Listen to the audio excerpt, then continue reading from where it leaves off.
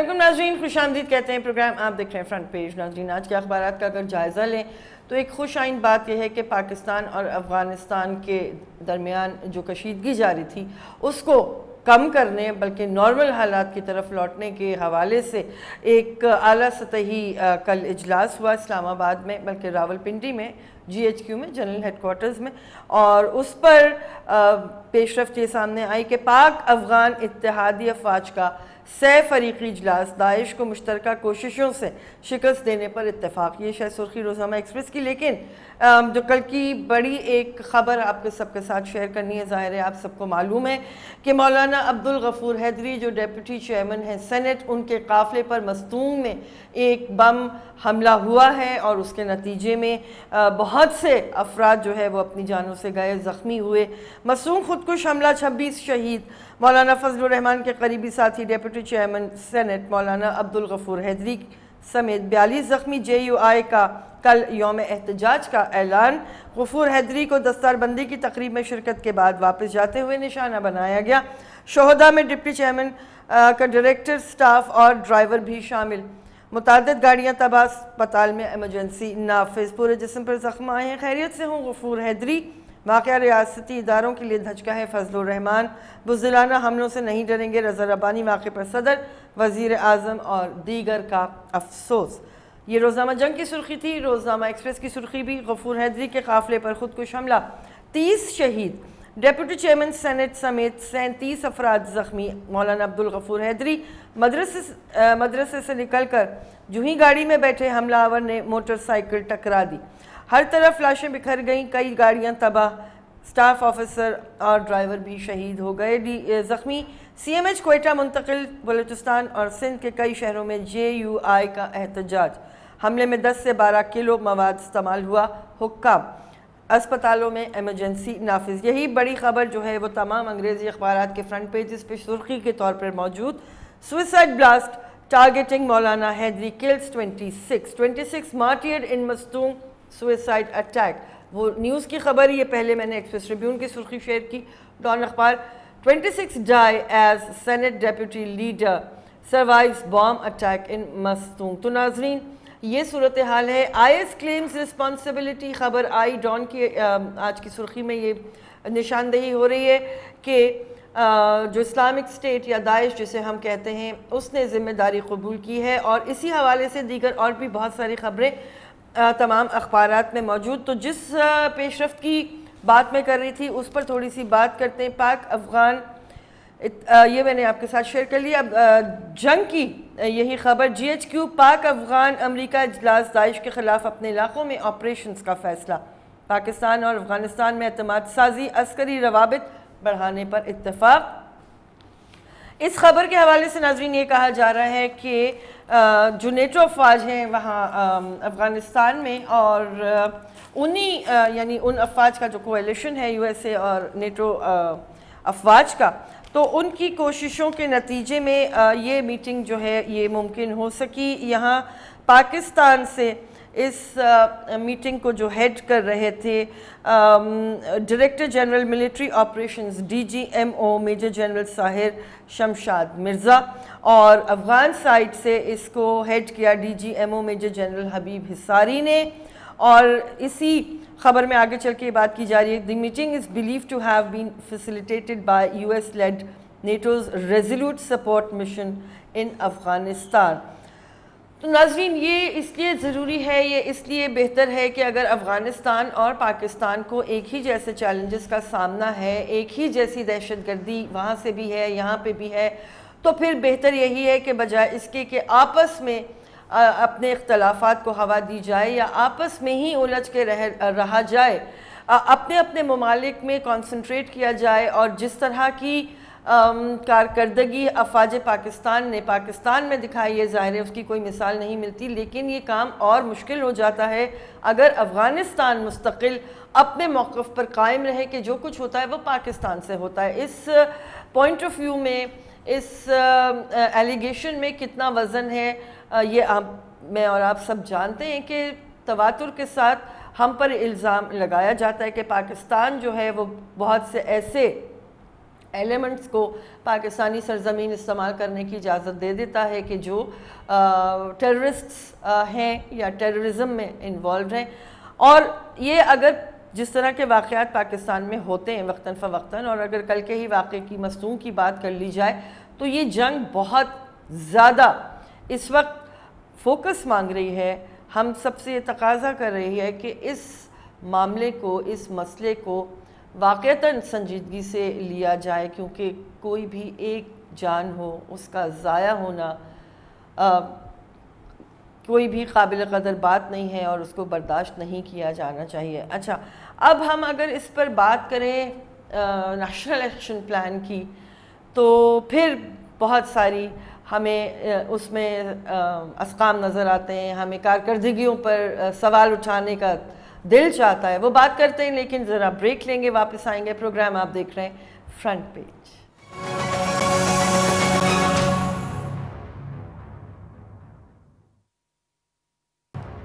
ناظرین خوش آمدید کہیں گے. پروگرام آپ دیکھ رہے ہیں فرنٹ پیج. ناظرین جو بات میں کر رہی تھی نیشنل ایکشن پلان کے حوالے سے، اس پر تھوڑی سی بات اور کریں گے، لیکن اس سے پہلے ایک خبر آپ کی توجہ جس پہ ہونی چاہیے. بلوچستان میں داعش اور لشکر جھنگوی کا گٹھ جوڑ دہشت گردی کا سبب. اس رپورٹ میں جو زاہد گشکوری کی ہے، کہا گیا روزنامہ جنگ میں، یہ فرنٹ پیج پہ ہے کہ گزشتہ ایک سال میں بلوچستان کے حالات میں کچھ بہتری آنے اور پاک فوج کی طرف سے کیے گئے آپریشن سے ملک کے دیگر حصوں میں قدر استحکام پیدا ہونے کے باوجود بلوچستان ایک بار پھر دہشت گردی کی لپیٹ میں آ چکا. اور اس رپورٹ میں یہ بات بڑی تفصیل سے لکھی گئی، بتائی گئی کہ جو دہشت گردی میں بلوچستان، جو دہشت گردی کی یہ ساری لہر ہے، اس میں جو بلوچستان میں خاص طور پہ فوکس ہے اس خبر کا کہ داعش اور لشکر جھنگوی میں گٹھ جوڑ کا انکشاف ہوا ہے اور واقعات کی پوری باقاعدہ تفصیل موجود ہے. اس میں کہا گیا رپورٹ میں کہ دستیاب سرکاری دستاویزات کے مطابق گزشتہ برس 286 گن اور بم حملے کیے گئے، جبکہ 2013 میں ان کی تعداد 226 تھی. آگے چل کر اس میں یہ بات سامنے آ رہی ہے کہ اس برس 128 حملے جو ہیں وہ مذہبی فرقہ وارانہ اور نوعیت کے ہیں اور اس میں فسادات بھی شامل ہیں، جبکہ گزشتہ برس 500 متفرق واقعات ہوئے تھے. جمعے کے روز جو مستونگ میں کل یعنی جو واقعہ پیش آیا، چیئرمین جس میں ڈپٹی چیئرمین مولانا غفور حیدری جس میں شدید یعنی زخمی ہوئے، اس میں یہ کہا گیا ہے کہ جب اس تنظیم نے ذمہ داری قبول کی تو پھر پتہ یہ چلا کہ صوبے میں داعش اور لشکر جھنگوی کا جو گٹھ جوڑ ہے وہ مزید گہرا ہوتا دکھائی دے رہا ہے. اس کی وجہ یہ بتائی گئی ہے کہ اس حملے سے پہلے داعش نے کوئٹہ شہر میں وکلا اور ضلع خزدار میں مزار پر حملے کی ذمہ داری قبول کی تھی. اس علاقے میں لشکر جھنگوی نے جیش اسلام اور تحریک طالبان پاکستان کے ساتھ گٹھ جوڑ کیا تھا. سرکاری دستاویزات کے مطابق کوئٹہ، مستونگ اور بولان میں اکرم زہری، عین الزما اخنزادہ اور شفیق رند عسکریت پسندوں کی قیادت کر رہے تھے. سب سے زیادہ مطلوب دہشت گردوں کا تعلق بھی ضلع مستونگ ہی سے ہے. محمد دلشاد ہنگلوئی، جس کے سر کی قیمت 10 لاکھ روپے مقرر کی گئی ہے، وہ لشکر جھنگوی کا مقامی لیڈر ہے. اس کے علاوہ اشتہاری بھی ہے اور کوئٹہ کی ایک امام بارگاہ پر خودکش حملے کی منصوبہ بندی میں ملوث پایا گیا. غلام فاروق بنگلزئی کے سر کی قیمت 20 لاکھ روپے رکھی گئی ہے اور اسے ریاض بصرہ نے دہشت گردی کی تربیت دی تھی. اسے لشکر جھنگوی کی قیادت کی ہدایت پر بلوچستان سے دہشت گردی کے لیے بھرتی کرنے کی ذمہ داری بھی سونپی گئی. تو ناظرین یہ حالات ہیں پاکستان میں جن پر قابو پانا ظاہر ہے کہ ہر مکتبہ فکر کے لیے شاید اس لیے ممکن نہ ہو کیونکہ بہت سے ایسے علاقے ہیں، بہت سے ایسے رجحانات ہیں جن پر تسلسل کے ساتھ بات ہونے کی ضرورت ہے.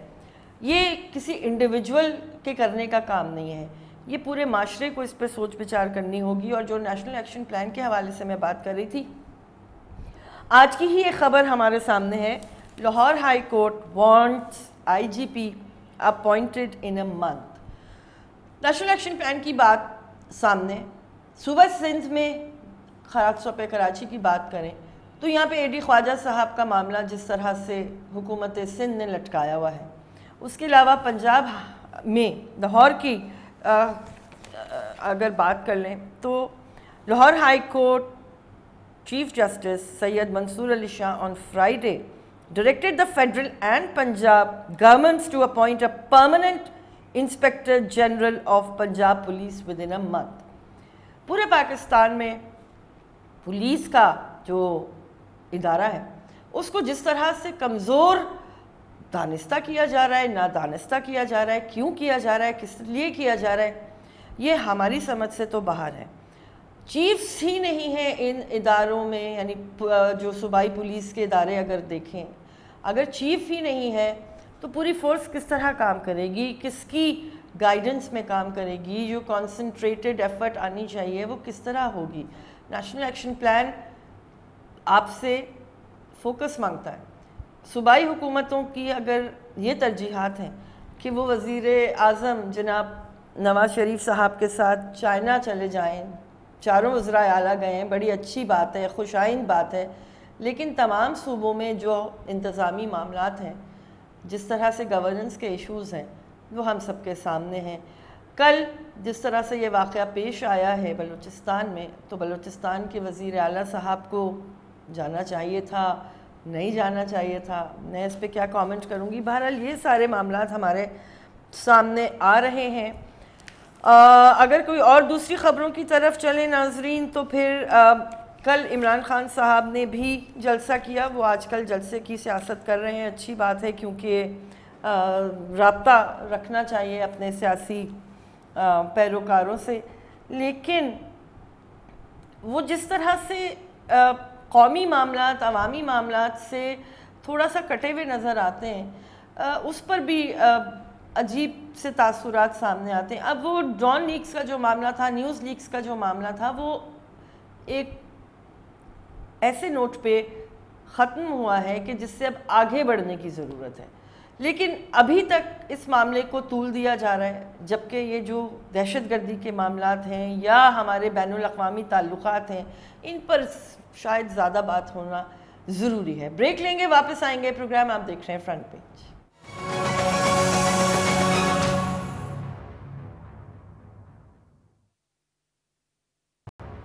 ناظرین خوش آمدید کہیں گے. پروگرام آپ دیکھ رہے ہیں فرنٹ پیج. ناظرین بریک پہ جانے سے پہلے میں جو بات کر رہی تھی نیشنل ایکشن پلان کی, اور اپنی جو ہمارے پورے ملک میں جو قومی ترجیحات ہیں ان کو کس طرح سے ہم لے کے چلتے ہیں, اس حوالے سے آپ کے ساتھ ایک اور خبر بھی شیئر کروں گی. خبر گو کہ پرانی ہے, لیکن اس پہ بات ہونی ضروری ہے.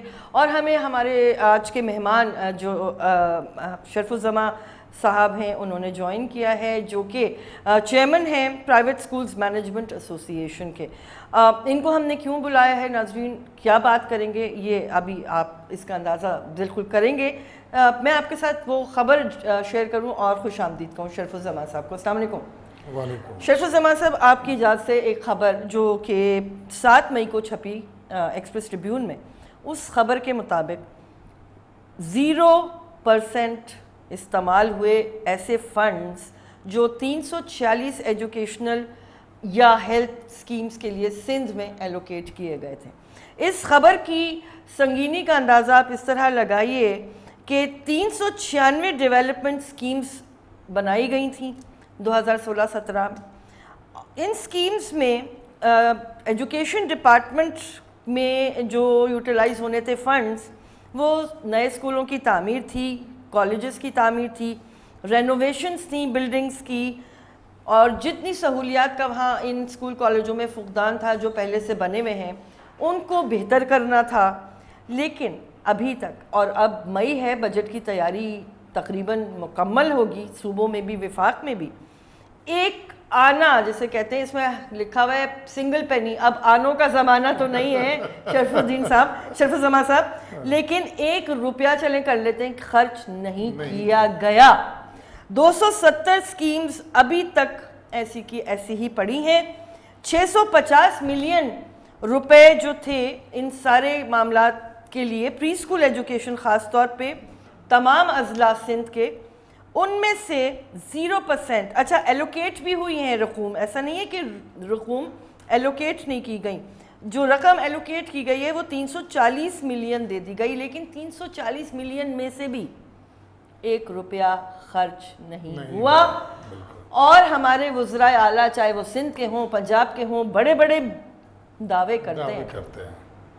دوسری بات یہ ہے کہ جس طرح سے اس وقت چیٹنگ کا معاملہ سب کے سامنے آ رہا ہے، نقل مافیا، سندھ میں ہماری کوئی ترجیح ہے؟ ہم نے ان عوام کو محکوم ہی رکھنا ہے؟ بسم اللہ الرحمن الرحیم۔ سب سے پہلے تو جو آپ نے بجٹ کے حوالے سے بات کی ہے اس پہ مختصر سی میں گفتگو کر لوں کہ دیکھیں ہمارے یہاں پورے پاکستان کی بات کر رہا ہوں، پھر بعد میں سندھ پہ آ جاؤں گا میں۔ پورے پاکستان میں تقریباً ہر سال جو ہمارا ریشو ہوتا ہے، جو وہ بچے جو اسکول آنے والے بچے ہوتے ہیں ان کی تعداد جو ہے وہ تقریباً 6 کروڑ کی ہے۔ 6 کروڑ میں سے بمشکل 3.5 کروڑ بچے ایسے ہیں جو اسکول جاتے ہیں، 2.5 کروڑ بچے اسکول جاتے ہی نہیں ہیں، جن میں 1 کروڑ کی تعداد تو صرف صوبہ سندھ میں ہے کہ وہ بچے اسکول نہیں جاتے ہیں۔ پورا ملک ایک طرف، صوبہ سندھ ایک طرف، ٹھیک ہے، 1 کروڑ کے قریب بچے ہیں جو سندھ میں جو اسکول نہیں جاتے ہیں۔ اس کی بہت ساری وجوہات ہیں۔ اب ان کے لیے یہ جو فنڈنگ ہوتی ہے مختلف ممالک سے ہوتی ہے اور پھر اپنے ملک میں بھی اس کو رکھا جاتا ہے، اس کی اصل وجہ یہی ہے کہ اس کو صحیح جگہ پہ استعمال کیا جائے۔ جس دن یہ نقشہ یہ بنا لیتے ہیں اسی دن ان کو چاہیے کہ اس پہ عمل کیا جائے، بلکہ اس کے دوسرے دن سے عمل شروع کر دینا چاہیے، لیکن یہ نہیں کرتے ہیں۔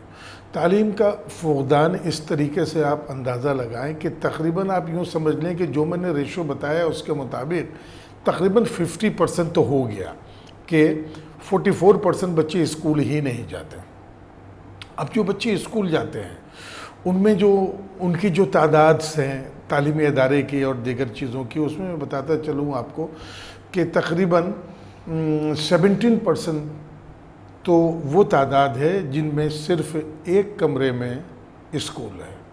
اچھا، یہ ہم پاکستان بھر کی بات کر رہے ہیں؟ جی پورے پاکستان میں، اس میں سندھ بھی شامل ہے۔ صحیح۔ اسی طریقے سے 14% تو ایسے ہیں جہاں صرف 1 ٹیچر ہے، اسکول تو بڑے ہیں لیکن ٹیچر صرف 1 ہے۔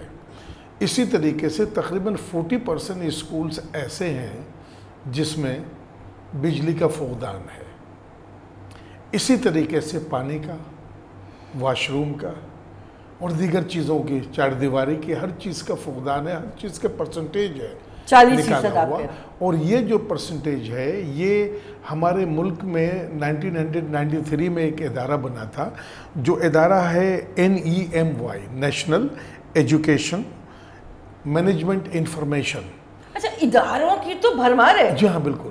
تو اس ادارے نے جو اعداد و شمار دیا ہے یہ سرکاری اعداد و شمار ہے جو میں نے آپ کے سامنے ابھی ریپیٹ کیا ہے۔ اس سرکاری ادارے کے ماتحت یہ ریشو دیا گیا ہے کہ یہ فقدان ہے ہمارے یہاں پہ تعلیمی ادارے میں۔ تو اس کا مطلب تو یہ ہوا کہ ہمارے یہاں 24 گھنٹے کام ہونا چاہیے۔ ہمارے یہاں پتہ نہیں کیوں یہ لوگ اس بات کو نہیں سمجھ رہے ہیں کہ اصل جو ترقی کا جو رستہ ہے، جو زینہ ہے، وہ تعلیم ہے۔ پتہ نہیں کیوں تعلیم میں ہی ہم سب سے پیچھے رہ گئے، پیچھے بہت پیچھے ہیں۔ شرف سماع صاحب، مجھے تو لگتا ہے ابھی ہم نے قلم پکڑنا ہی نہیں سیکھا۔ سارک ممالک میں ہمارا نمبر 6 ہے، اس میں ملکی کتنے ہیں، اس میں ہم 6 نمبر پہ ہیں۔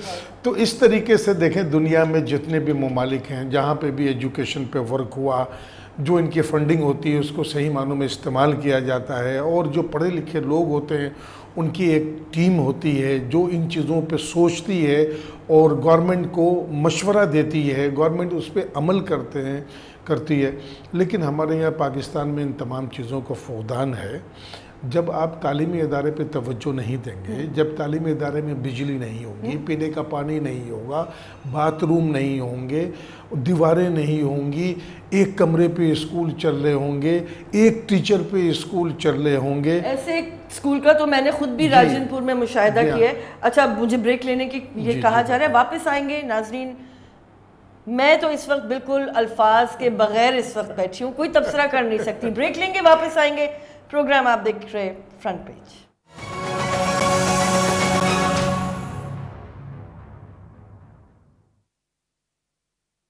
راجو خوش آمدید کہیں گے. پروگرام آپ دیکھ رہے ہیں فرنٹ پیج. شریف الزماں صاحب ہمارے آج کے مہمان ہیں, اور اس سے پہلے کہ ہم اپنی مزید جو چشم کشا انکشافات کہیے یا جو انفارمیشن شریف الزماں صاحب کے پاس ہے وہ آپ سے شیئر کریں, ایک چھوٹی سی اور خبر. یہ جس خبر کا میں نے ابھی آپ کے سامنے تذکرہ کیا تھا 0% یوٹیلائزیشن آف فنڈز والی, اس پر ورلڈ بینک نے حکومت سندھ سے وضاحت مانگی ہے, کیونکہ ورلڈ بینک حکومت سندھ کو 2-3 پروجیکٹس میں اسسٹ کر رہا ہے, اور ان پروجیکٹس کی جو تفصیل ہے وہ یہ ہے کہ سندھ ایجوکیشن ریفارمز پروگرام, اور اس کے علاوہ ایک اور پروگرام ہے جس میں بھی اسسٹنس جاری ہے ورلڈ بینک کی, Sindh global partnership for education project. خوبصورت ترین نام ہوتے ہیں, کارکردگی کیا ہوتی ہے یہ شریف الزماں صاحب بالکل بہتر طریقے سے بتا سکتے ہیں. شریف الزماں صاحب, اس میں لکھا ہے کہ حیدرآباد ڈویژن کے لیے 35 ملین کی رقم رکھی گئی تھی, 25 ملین ریلیز ہو چکے, 1 روپیہ خرچ نہیں ہوا. یہ ایک ڈسٹرکٹ کی بات ہے. آپ جو فرما رہے تھے ذرا وہ بتائیے ناظرین کو. اچھا, میں یہ بتانا چاہوں گا کہ دیکھیں, جیسا کہ میں نے بتایا کہ 2.5 کروڑ بچے اسکول نہیں جاتے ہیں, جس میں 1 کروڑ کے قریب تو سندھ سے تعلق ہے. تو اس کا مطلب یہ ہوا کہ 50% سے کچھ زیادہ بچے اسکول جاتے ہیں, یعنی 44% نہیں جاتے. اب جو 56% بچے رہ گئے ہیں ان میں سے جو میٹرک تک جاتے ہیں ان کی تعداد 30% ہے. اچھا, اب اگر میٹرک سسٹم میں یہ جو ناسور جو اب پیدا کر دیا گیا ہے, جو نقل مافیا ہے, جس طریقے سے یہ کام کر رہے ہیں, کام تو یہ بہت برسوں سے ہو رہا ہے, لیکن اس بار تھوڑا سا شاید میڈیا کی وجہ سے فوکس پہ آ گئے. ٹھیک, لیکن اسٹیئرنگ کمیٹی کی جو میٹنگ ہوتی ہے سال میں ایک, اس میٹنگ میں ہم نے باقاعدہ منسٹر صاحب کی توجہ اس جانب, لیکن منسٹر صاحب نے یہ کہا کہ نہیں, اس کو اوپر سزائیں دی جائے گی, چونکہ سزا ان کو نہیں دی جاتی ہے جو لوگ نقل کرواتے ہیں. ہم سزا کس کو دیتے ہیں؟ طالب علم کو. پرچہ کینسل. ابھی بھی دیکھا ہوگا آپ نے حیدرآباد میں کیا ہوا ہے, 4 طالب علم کو گرفتار کر لیا گیا. طالب علم کیوں گرفتار کیا؟ وہ نقل کر رہے تھے. تو جس کی ڈیوٹی تھی, جو نگراں تھا, اس کو گرفتار کیوں نہیں کیا گیا؟ نقل اس کے ہوتے ہوئے کیا جا رہا تھا نا. یہ شاید کچھ سبجیکٹ سے باہر ہو, لیکن یہ ایک آپ کے ساتھ ناظرین خبر شیئر کروں گی. انسداد چکن گنیا 2 لاکھ مچھردانیاں مفت تقسیم کرنے کا فیصلہ. مچھر مارنے کی مہم شروع نہیں کرنی, مچھردانیاں تقسیم. یہ وہ بالکل آپ جو کہہ رہے ہیں, طالب علموں کو پکڑ لو. یہ تو بات ایسے ہی ہو گئی, سرما دانی میں سرما, صابن دانی میں صابن. مچھر دانی میں مچھر نہیں ہوگا, انسان ہوگا. یہ بات وہی ہو گئی کہ آپ ان چیزوں پہ توجہ دے رہے ہیں جو چیزیں فار ایور کے لیے نہیں ہوتی. وقتی طور پہ ریلیف تو مل گیا, وہ کسی رشتہ دار کی ہوگی مچھردانی بنانے کی فیکٹری. میرا خیال بالکل ایسے ہی ہو سکتا ہے. آپ جو سہولیات کی بات کرتے ہیں سر, نقل پہ میرا خیال ہے ہم اگلی نشست پہ آئیں گے. بالکل ہم کر لیں گے, کیونکہ یہ بہت ہی عجیب و غریب قسم کی اس وقت جو تفصیلات. لیکن یہ ضرور ہونا چاہیے کہ آج آپ کے اس پروگرام سے اس بات کا مطالبہ ضرور ہونا چاہیے کہ جو منسٹر آف ایجوکیشن نے 8 تاریخ کو میڈیا بریفنگ میں کہا تھا کہ سزائیں دی جائیں گی ان لوگوں کو جو سہولت کار ہیں, تو جو لوگ منظر عام پہ آ گئے ان کو سزا دینا. سر یہ تعلیمی دہشت گردی نہیں جو ہو رہی, بہت بڑی دہشت گردی ہے. اور کیا یہ اس دہشت گردی ہمارے ملک کے لیے سب سے بڑی دہشت گردی یہی ہے کہ جو ہماری نئی نسل ہے اس کو اس قابل ہی نہ رکھو کہ وہ آگے چل کر کچھ سوچنے کے, کچھ کرنے کے قابل رہے. اس کو مفلوج کر دیں آپ نا, اس کو لنگڑا لولا پیدا کر دیں آپ. تو اس کے اوپر تو ایکشن لینا چاہیے. شریف الزماں صاحب, ہم تو بہت لان تان کرتے ہیں نا کہ ہمارے خلاف دنیا میں سازش ہو رہی ہے, یعنی دنیا میں اور دوسرا کوئی کام نہیں ہے, صرف ہمارے خلاف سازش. ٹھیک ہے نا, لیکن جب ورلڈ بینک آپ کو سپورٹ دے رہا ہے, پیسے دے رہا ہے, اور پھر وہ سوال پوچھ رہا ہے, تو اسی خبر میں یہ ہے کہ اب جو بابو ہے وہ بابو نے اپنی فائلیں نکالی ہیں کہیں سے مٹی صاف کر کے, اور اس پر اب وہ جو بھرت کاری ہوتی ہے وہ شروع ہو جائے گی. وہ شروع ہوگا, کام کچھ بھی نہیں ہوگا, کام وہیں کا وہیں رہے گا. اور یہ تو بڑے افسوس کی بات ہے کہ جب فنڈنگ ہو رہی ہے، جب آپ کو رقم مل رہی ہے، اگر اس قابل آپ نہیں ہوتے، آپ کے پاس سرمایہ نہیں ہوتا، تو پھر اگر کام نہیں کیا گیا تو اتنا افسوس کا مقام نہیں تھا. لیکن ساری صلاحیت ہوتے ہوئے اللہ پاک نے اپنی طرف سے تو سارے انتظامات آپ کے کر دیے ہیں، لیکن جب آپ خود سوچ وہ نہ رکھیں ترقی کی طرف جانے کی، تو پھر کیسے ترقی ہوگی؟ ترقی تو نہیں ہوگی. ہم تو اسی طرح رہیں خودکشی گے. کے راستے پہ چل رہے ہیں. شیخ الزمان صاحب بہت شکریہ، آج مختصر وقت ملا آپ کے ساتھ. لیکن ناظرین، ہم یہ ساری نشست، یہ ساری بات کرنے کا مقصد یہ تھا کہ جو ہمارے سیاستدان بڑی بڑی باتیں کرتے ہیں، علامات ڈھونڈنے کی باتیں کرتے ہیں، یہ ہے وہ کارکردگی جس پہ روزانہ دن رات بات ہونی چاہیے. شکریہ آپ کو. انشاءاللہ اگلے ہفتے پھر ہم ضرور زحمت دیں گے، کیونکہ یہ باتیں ہی آنی چاہیے. جناب عالی، میڈیا کا فوکس بھی انہی باتوں پر ہونا چاہیے. ہم کون سے راستے پر چل رہے ہیں؟ تباہی کا راستہ. اجازت دیجیے ناظرین، خیال رکھیے گا. اللہ حافظ.